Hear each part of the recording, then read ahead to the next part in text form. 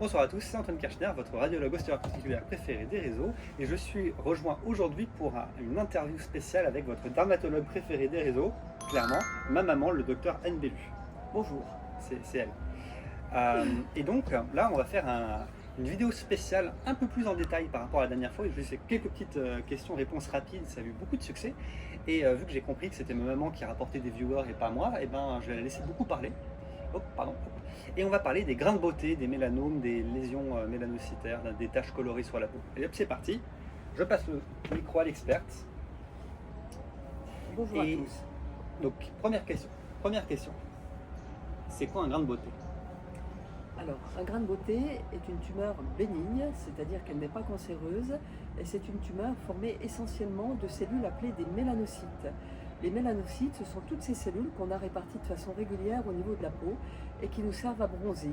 Et parfois, elles sont accumulées dans une petite surface de façon très dense, et ça forme ce qu'on appelle les grains de beauté dans le langage courant ou les névus dans le langage dermatologique.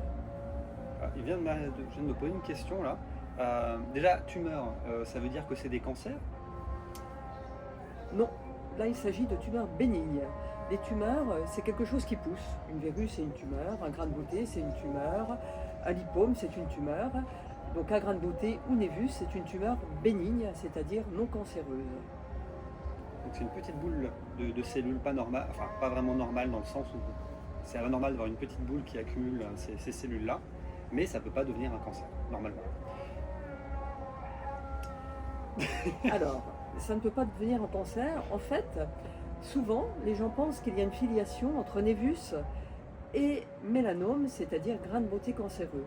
En pratique, il y a une filiation entre mélanocytes, c'est-à-dire les cellules qui forment les grains de beauté qui sont des cellules bénignes, et mélanome, c'est-à-dire mélanocytes malins. Or, comme on a beaucoup plus de mélanocytes en dehors des grains de beauté qu'au sein des grains de beauté, eh bien, il y a beaucoup plus de cancers de la peau, de mélanomes, qui apparaissent en dehors des grains de beauté qu'au sein des grains de beauté. Le corollaire, c'est que lorsqu'on veut se protéger du soleil, il ne faut pas protéger les grains de beauté, mais il faut protéger l'ensemble de la peau, puisque vous l'avez bien compris, les mélanomes apparaissent pour 70% des cas en dehors de grains de beauté et non pas au sein de grains de beauté. J'avais une autre question en fait qui me venait à l'esprit, mais c'était avant la réponse. Est-ce que les taches de rousseur c'est pareil que les grains de beauté? Ça n'est absolument pas la même chose. Les taches de rousseur, ce sont des dépôts de mélanine. Ce sont des éphélides essentiellement.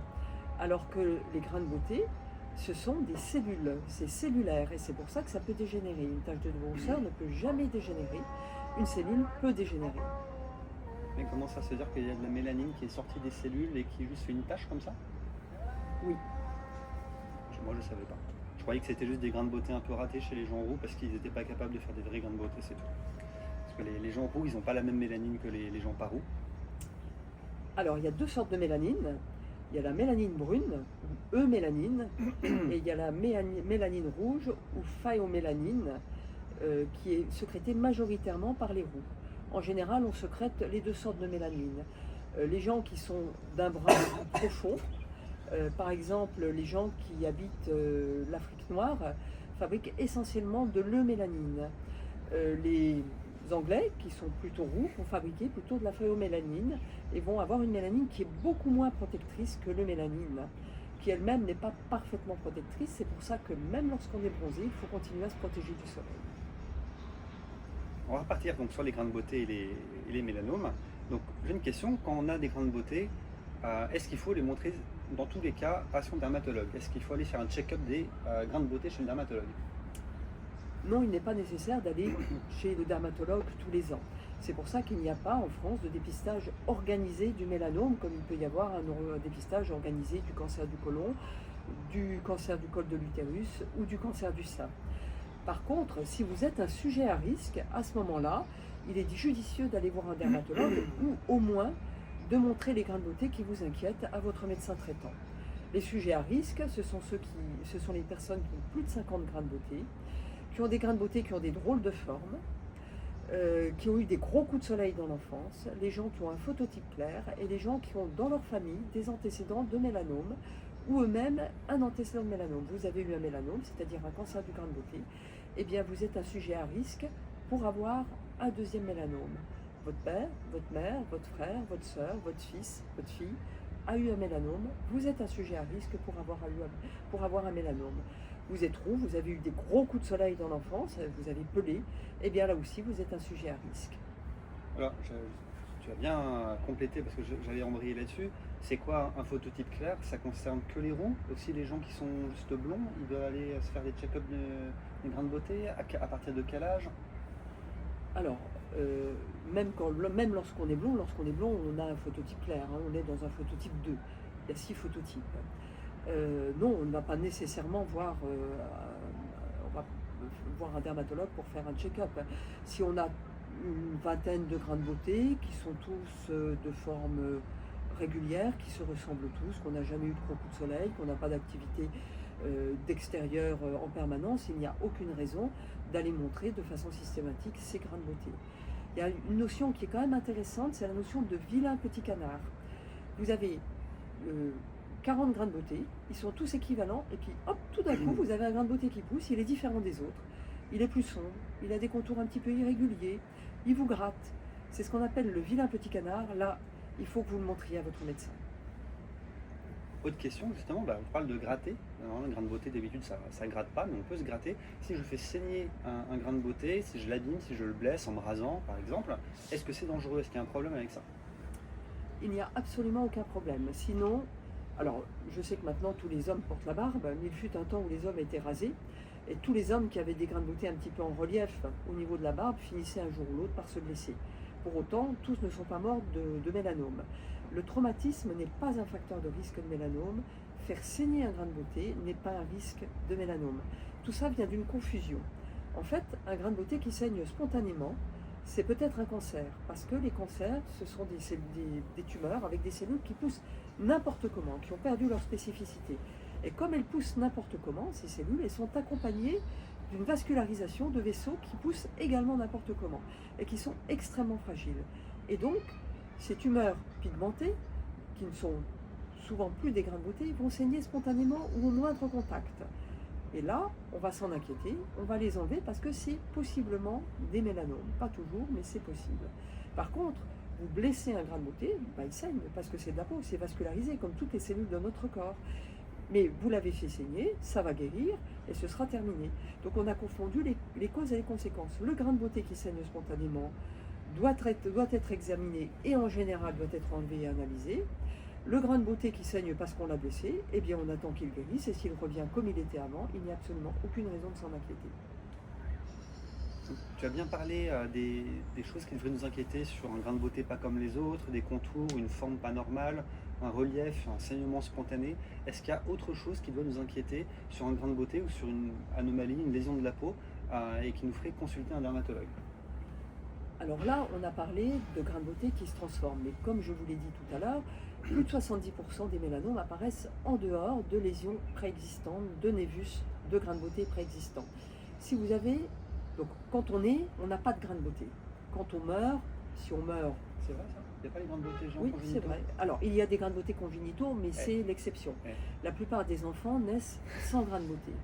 Et quand on meurt, si on meurt à un âge raisonnable, c'est-à-dire aux alentours de 80 ans, on a en général très peu de grains de beauté. C'est-à-dire qu'il y a des grains de beauté qui poussent tout au long de la vie, et puis qui, à partir de la cinquantaine, la soixantaine, finissent par disparaître. Donc c'est pas quelque chose de fixe dans la vie.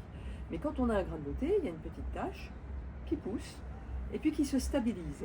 Si d'emblée vous avez une petite tache qui présente des contours irréguliers, une couleur inhomogène, c'est-à-dire plusieurs couleurs, qui présente des saignements spontanés, là, ça doit vous inquiéter et vous devez le montrer à votre médecin.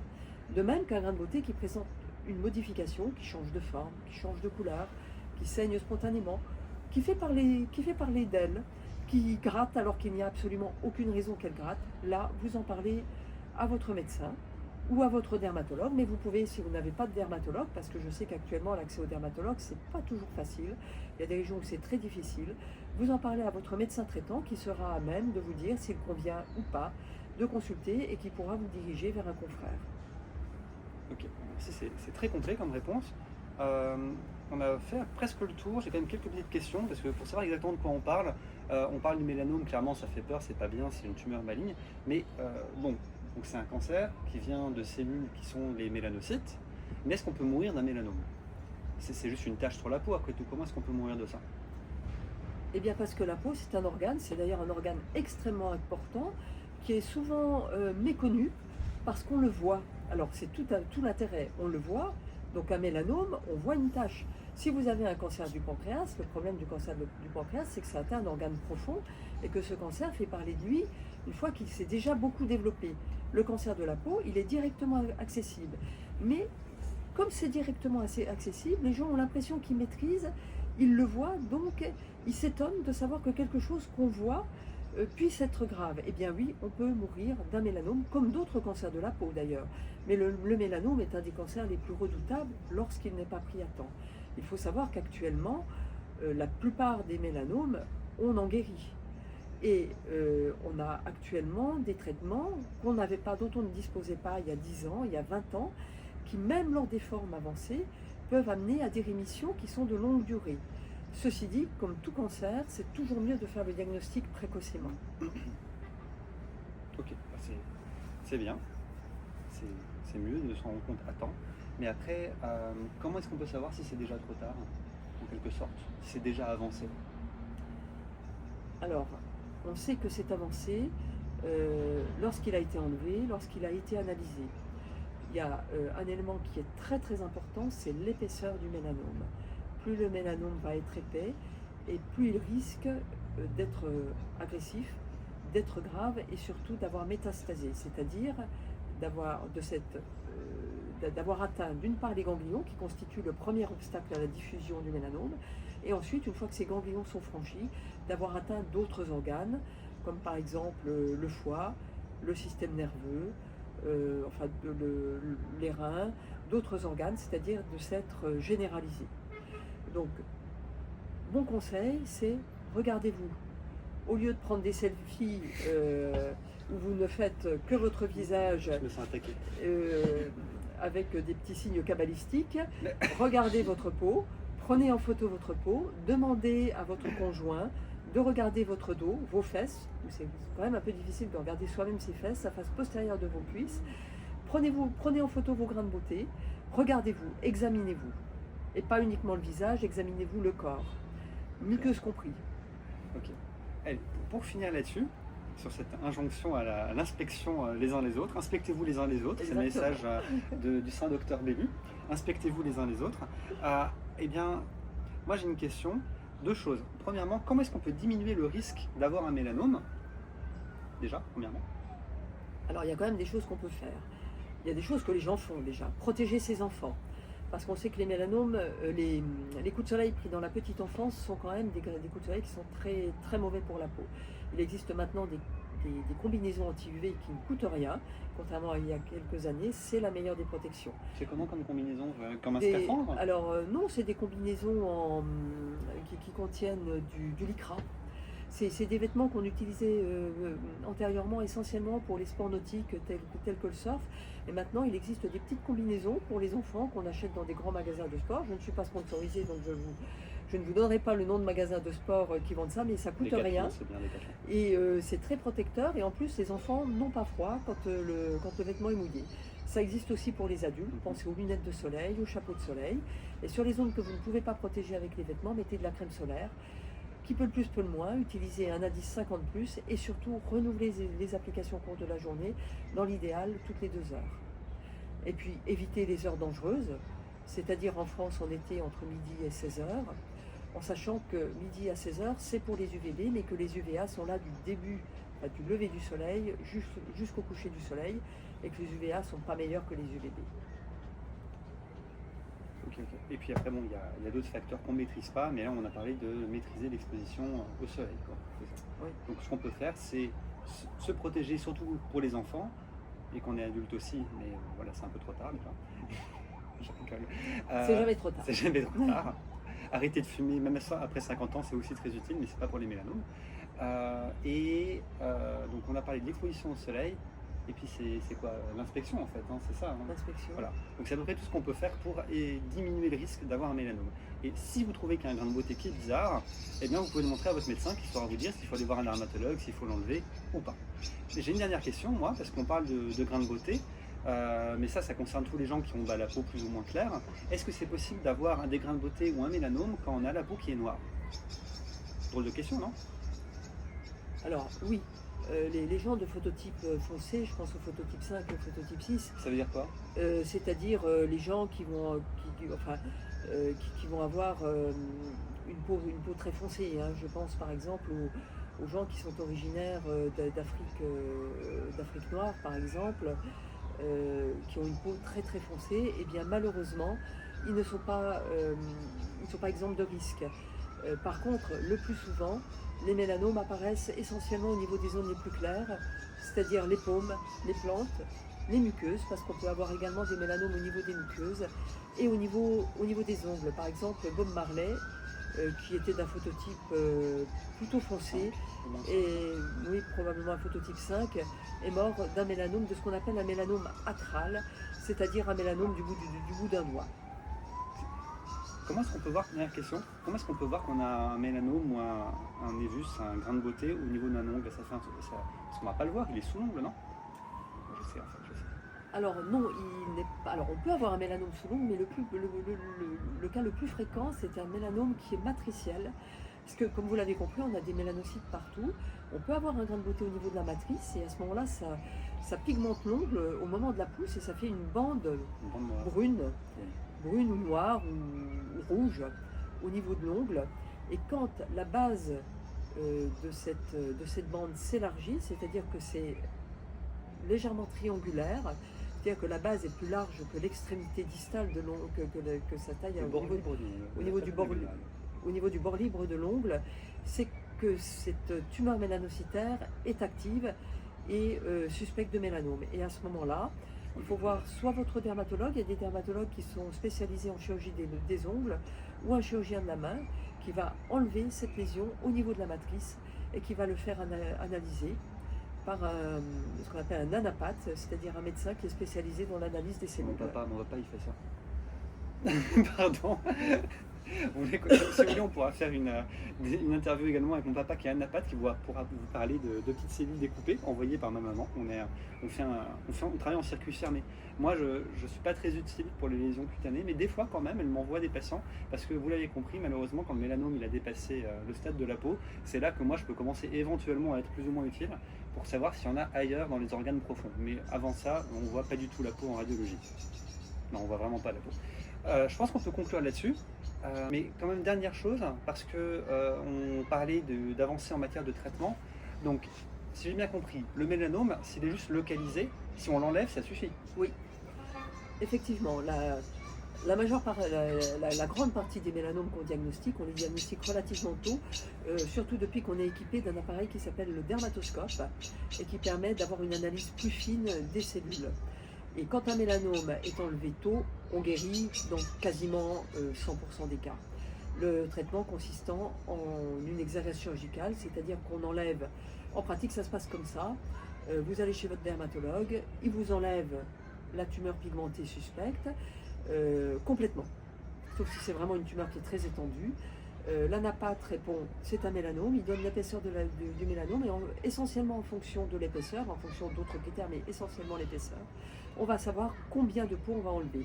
Et on va faire ce qui s'appelle une reprise chirurgicale, c'est-à-dire, si c'est un in situ, c'est-à-dire que c'est un mélanome qui est très peu profond, très superficiel, on va enlever 5 mm tout autour, et ça peut aller au maximum jusque 2 cm tout autour en fonction de l'épaisseur du mélanome. Et on va jusqu'à ce qui s'appelle l'aponévrose, c'est-à-dire assez en profondeur au niveau de la peau.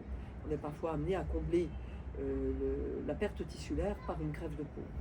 Et puis après, en fonction du stade de la lésion et de son épaisseur, on va faire une recherche particulière. S'il est suffisamment épais, c'est-à-dire s'il fait plus de 0,8 mm d'épaisseur, on va proposer aux gens une analyse du ganglion sentinelle, c'est-à-dire qu'on va enlever 1 ou 2 ganglions, l'analyser et voir si la tumeur a atteint le ganglion. Et en fonction du résultat de cette analyse sentinelle, on va pouvoir proposer un traitement particulier, soit ce qu'on appelle de la thérapie ciblée, soit de l'immunothérapie. Ce sont ces nouveaux traitements dont je vous ai parlé et qui améliorent de façon considérable le pronostic de cette tumeur. J'ai une question, quand est-ce que tu vas me demander à moi de faire un scanner pour un patient? Eh bien, peut-être jamais, parce que là, pour le coup, c'est une question de localisation. Et moi, j'adresse à des gens locaux. Ok, d'accord. Oui, non, ça, ok, je comprends. Parce qu'on ne travaille pas au même endroit en fait. Voilà. Ce que je voulais qu'elle réponde, c'est que généralement, quand on suspecte qu'il puisse y avoir une atteinte à distance sur les autres organes, on pouvait être amené à faire des examens de radiologie où en fait là on rejoint la cancérologie classique, ou quand on suspecte ou qu'on peut imaginer qu'un cancer a dépassé le stade local, eh bien on fait une analyse de la quasi-totalité du corps en scanner pour voir s'il y a des signes qu'il est actif ailleurs et pour modifier les traitements en fonction. Mais bref, peu importe. Tout ça pour dire que voilà, on a terminé le point sur les névus, sur les grains de beauté dans toutes leurs formes et sur les mélanomes. Moi, j'ai pas d'autres questions qui me viennent à l'esprit. Ah, petit point à rajouter. Un petit point à rajouter. Quand vous allez au soleil, ça sert à rien de protéger rien que les grains de beauté, parce que vous l'avez compris, les mélanomes surviennent essentiellement, enfin majoritairement en dehors des grains de beauté. Donc vous mettez de la crème solaire partout. Parce qu'on voit arriver des gens, ils ressemblent à des dalmatiens. Donc ils se sont protégés consciencieusement tous leurs grains de beauté. Donc il y a le grain de beauté, un petit halo clair autour, et puis tout le reste est bronzé. Ça ne sert à rien, puisque de toute façon, dans 70% des cas, le mélanome apparaît en dehors de grains de beauté. Donc ce qu'ils ont fait, c'est comme s'ils ne s'étaient pas du tout protégés. Et ils se sont donné beaucoup de mal, parce que protéger un par un tous les grains de beauté, c'est quand même pas facile. Et même si on protège sa peau du soleil, n'oubliez pas qu'on peut avoir des mélanomes, comme a dit maman, au niveau de zones qui sont très peu exposées et qui ne sont pas forcément hyper faciles à aller vérifier. Donc je reprends le slogan que j'ai beaucoup aimé tout à l'heure, inspectez-vous les uns les autres. Et si jamais vous avez d'autres questions ou des choses que je n'ai pas posées et que vous voulez en savoir plus encore sur les grains de beauté, les mélanomes et compagnie, posez-la dans les commentaires et je lui transmettrai et j'espère pouvoir vous répondre dans les commentaires à sa place. Voilà, à une prochaine, merci beaucoup. Au revoir à tous.